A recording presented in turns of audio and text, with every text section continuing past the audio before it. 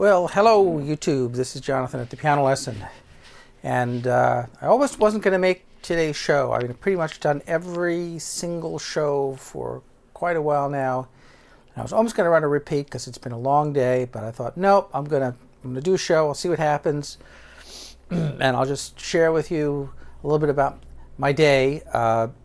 And there is music-related information involved, but more of this is sort of existential. So today was the day when I buried my cat. I found a beautiful burial space up in a town called Mosier, way out in the near the Columbia River, a mountaintop panoramic view with a, well, not quite panoramic, but certainly quite beautiful, and with a view of Mount Adams and Mount Hood. And it was a lovely ceremony, and the couple who owned the land was there to help us. And the place is called Great River. It's one of the few places that actually have burial grounds for pets, and certainly maybe the only place within the Portland area. This was about an hour and a half away. And so our cat baby was 19, and but it was, you know, it was a lovely experience in that the environment really, because it was so expansive and so grand and so beautiful, and the couple who owned the place were just so gracious and kind-hearted and very sweet. It allowed you to kind of put the event, put the death in context, you know, in a larger context. And so this was kind of like a sending off party for baby. And it's a natural burial ground. So it's intended for human beings, but it's also a spot for animals, which is really quite lovely. And so there's no embalming, there's no fancy caskets, there's none of that. You just are wrapped in a cloth, plain 100% natural fiber cloth, and placed 18 inches into the ground. And there are some kind of evergreen branches that are placed at the bottom of the grave, and then also on top after you're finished filling it back in, and a few flowers. You know, it's maybe something none of us really want to think about necessarily, but after you get to be a certain age and you see enough people die and see enough people passing away, it's kind of hard to avoid. But this was a really lovely, if I could use that word, it was a lovely experience, and it provides closure. You know, if you lose anyone, an animal or a human being or anyone, you want some closure. But I don't think it's very healthy just to have someone or something die immediately and then there's no ceremony. I think human beings need ceremonies. I need a ceremony. Because death happens so quickly, and we need time to process it a little bit. And I think having the ceremony helps you to kind of slow it down and play it back and process it a bit and accept it. And, you know, to me, it's much better than just going about your life as if nothing had happened. And it's not that I'm particularly against cremation, but I just feel that in terms of ceremonial purposes, I feel like having some kind of body, physical body, something that's objective, is easier to process the information. And so it was very interesting because I'm smiling, but smiling because it was a new experience, really. But we picked baby up from the vet, who were really lovely. Rose City Veterinary, who's been taking care of her for 19 years, and really lovely people. And doctors, Dr. Perchik was amazing. But everyone there was just really kind and caring, and they allowed us time so we could find a place, because the Evil Humane Society wouldn't let me use the burial space that I already had paid for 4 years ago, and we'll just forget about that for the moment. Gosh, they were just it was a very strange experience. You know, when you interact with people where their behavior is 180 degrees opposite what you think it should be. You know, it was interacting with them. We received so much anger. It was like as if they were, you know, we were annoying or harassing them or something. I don't know. I don't want to do all that. But as we drove up, and because baby had been kept at the vet in the freezer, and we picked her up, and we were supposed to. We were actually supposed to bring up some type of a fabric, a cotton towel. We had a cotton towel that was 100% cotton, and we forgot it, and so we had to quickly run off the highway and stop at Ross and pick up a towel. But when we got there and wrapped her in the towel, and I had to walk about a quarter of a mile down to the burial ground, which I really appreciated. I thought it was very, I don't know, it was just something ceremonial, helped to make the event more real, you know. And as I'm carrying her and I'm feeling her shape and I'm feeling the weight of her in my arms, and you know, even in her condition, it was I don't know, it was kind of sweet. It was kind of like a remembrance in a sense. You remember your cat's shape, and you remember exactly how much they weigh, and all of those little brain cells go off. And it was you know, a very lovely send-off. And again, I really appreciated the people at Great River for being available. So very interesting couple with an interesting life. They own about 400 acres up in this area, and I think about 150 or so are dedicated towards the burial grounds. And I think they opened it up initially because their own family, their parents had passed, and they were looking for a place to place them. So I don't want to get people down, but this is actually, I mean, as positive an experience as it possibly could be.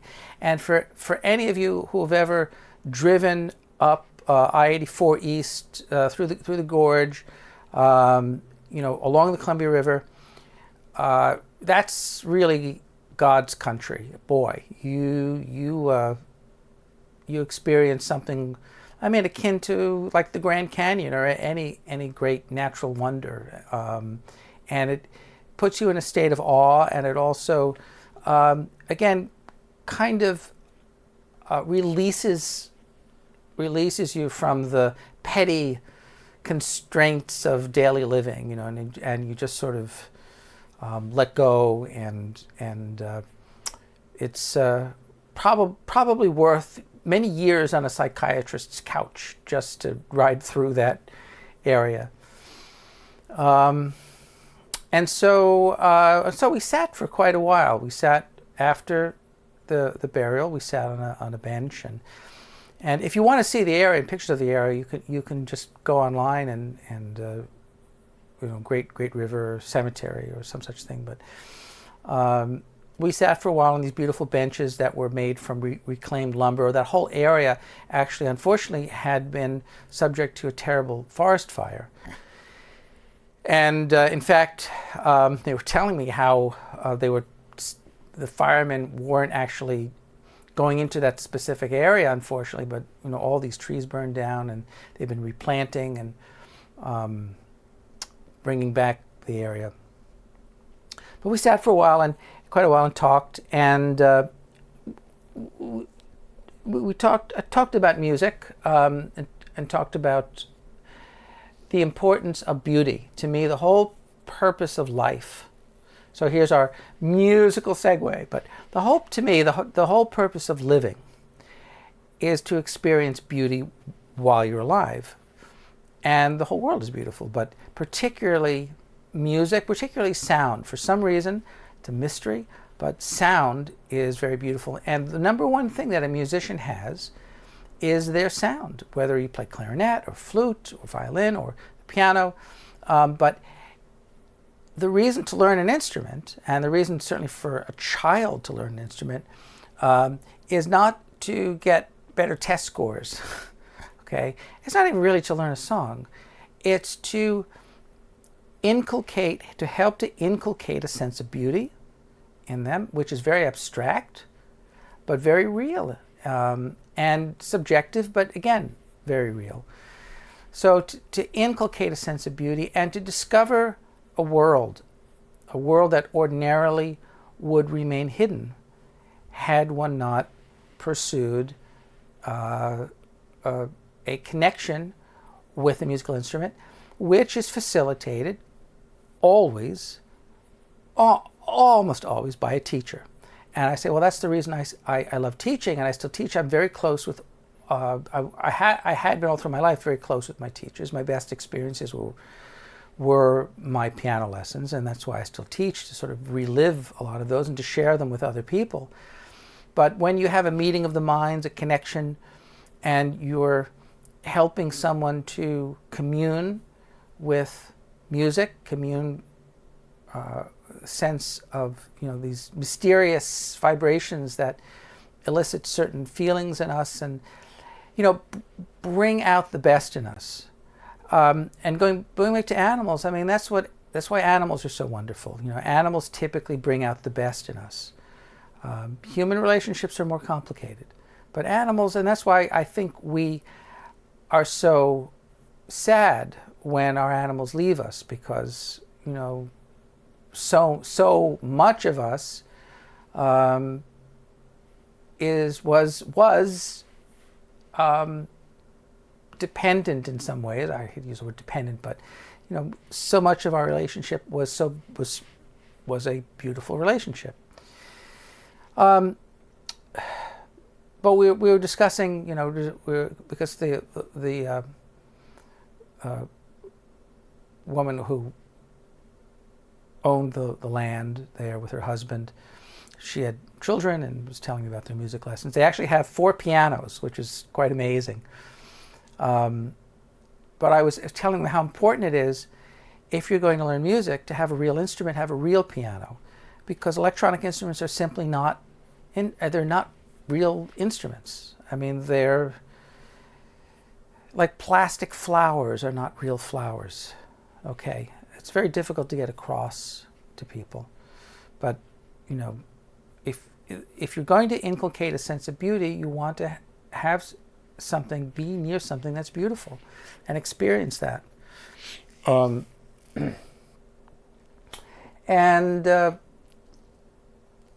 we got on to talking because they had some interests in the computer industry and artificial intelligence, which is something that's in the paper all the time. And actually, I just happened on an article in the Saturday's Wall Street Journal while I was getting some bagels, and someone threw a Wall Street Journal away, which is the only reason I would get a copy of it. I used to read it all the time, actually, until Rupert Murdoch bought it. But there was an article about AI and how we shouldn't be afraid of AI taking over the world because it wasn't even smarter than a house cat. Well, let me tell you something. I don't know what they're talking about when they say smarter than, but a cat, a kitten, a young cat can survive out in the wild. A baby cannot. So who's smarter? Okay? And we got on this this discussion because I see people making music with AI. And that's fine if that's the level at which you appreciate music, if that's your standard. But, to me, those tools are literally like desktop publishing tools when they came out, or, going back farther, paint by numbers. They're devoid of any real aesthetic. And that's typically why we can get onto another subject, but that's typically why so much of this world, I kind of jokingly say everything now looks like a sneaker. But it sort of does. All the cars look like sneakers and sneakers look like cars. And why? Why? Because everything's made on computer, and the road to hell is paved with convenience. Okay?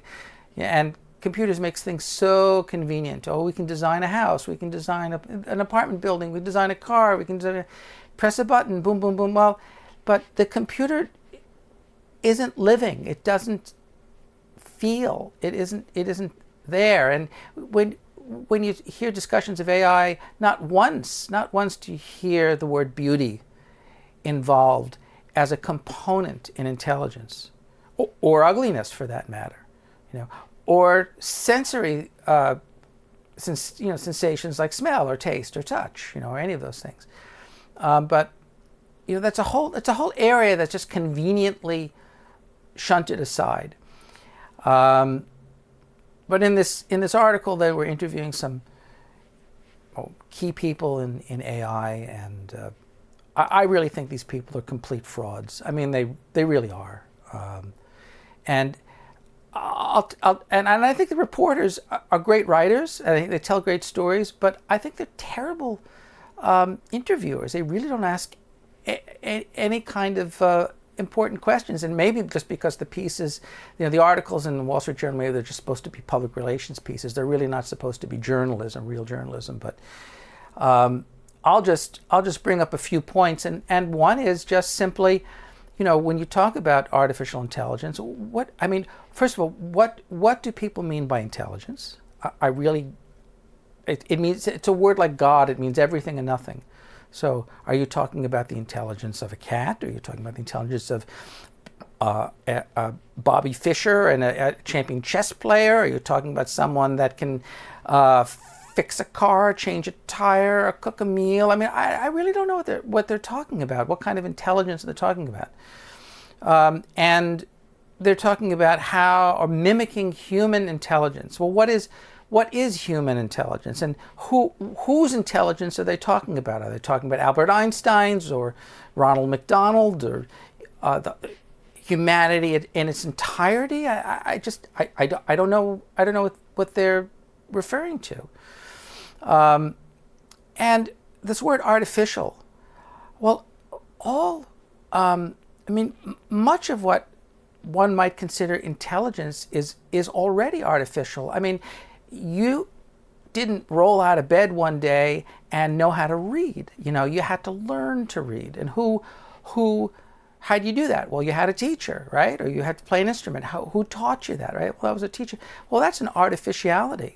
Having a teacher is certainly unnatural in a sense, right? And that teacher had a teacher. So again, the words mean nothing. They just really, they mean everything and nothing.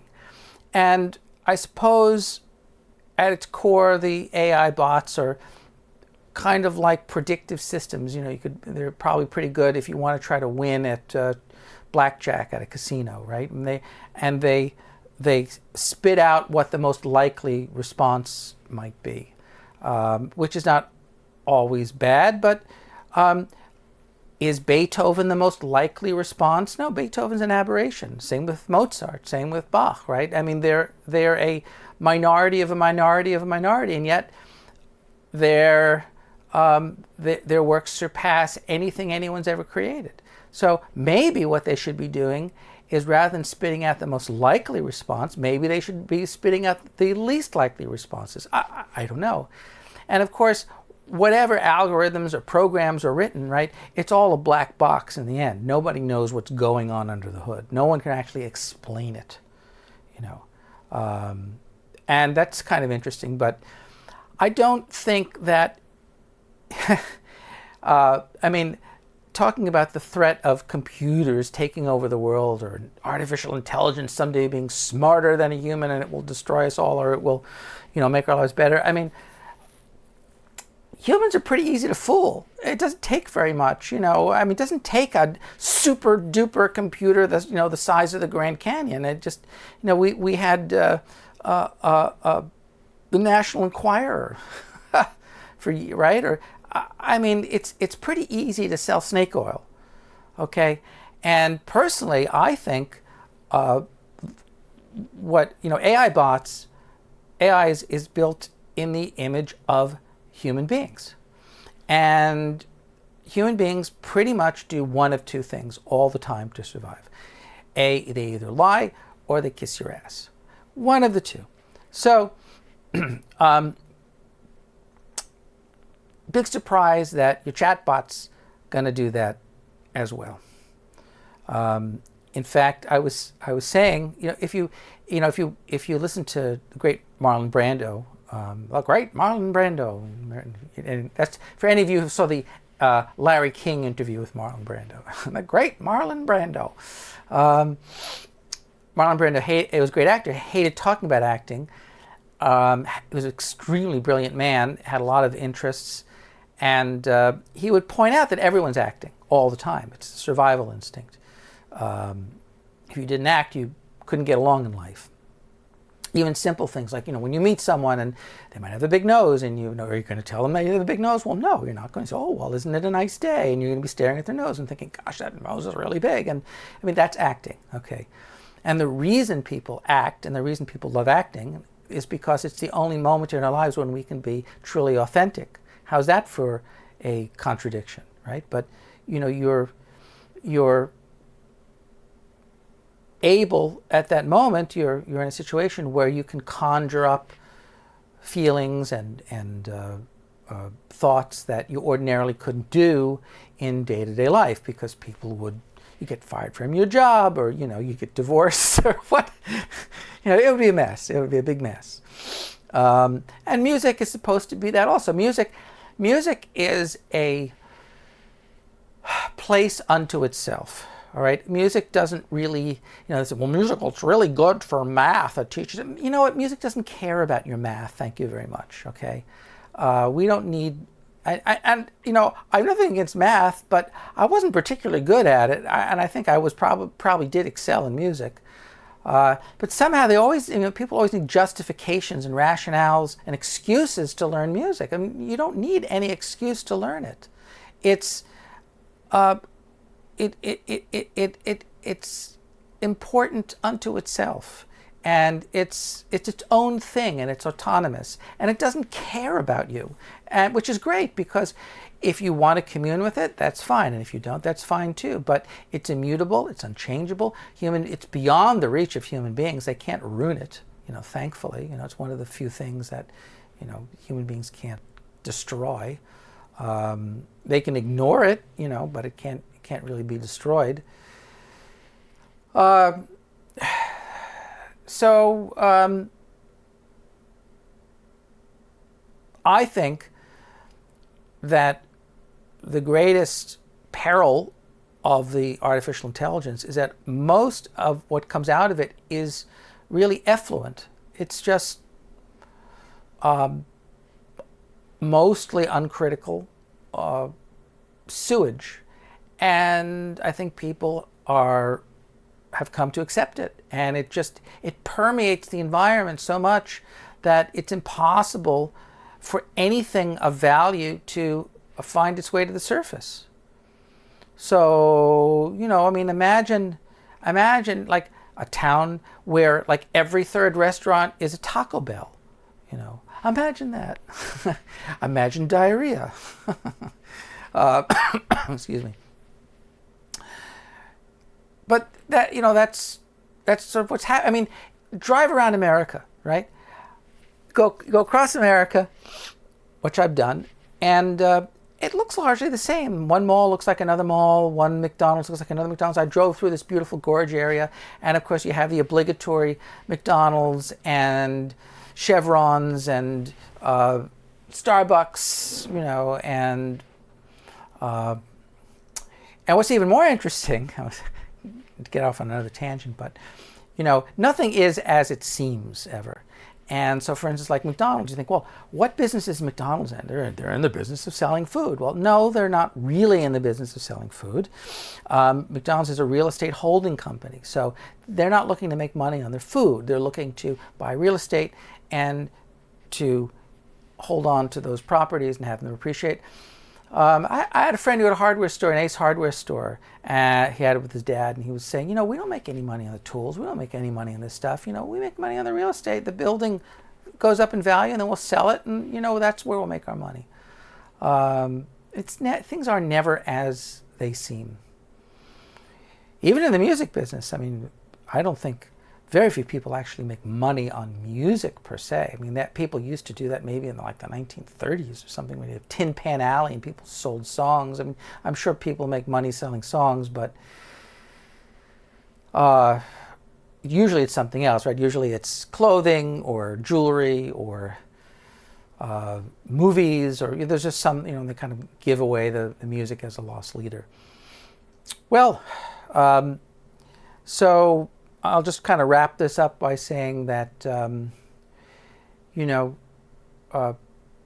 glad that I spent my life in music, because I'm faced with my own mortality. But I'm glad that I spent my life with music. I have no regrets for that. And every day learning something new. That's why I like teaching. And the fun thing about teaching also is it's fun teaching individuals, and it's fun teaching spontaneously, because dealing with problems that come up, not just canned, exercises, but things that are require you to be mindful in the moment with a piece of music.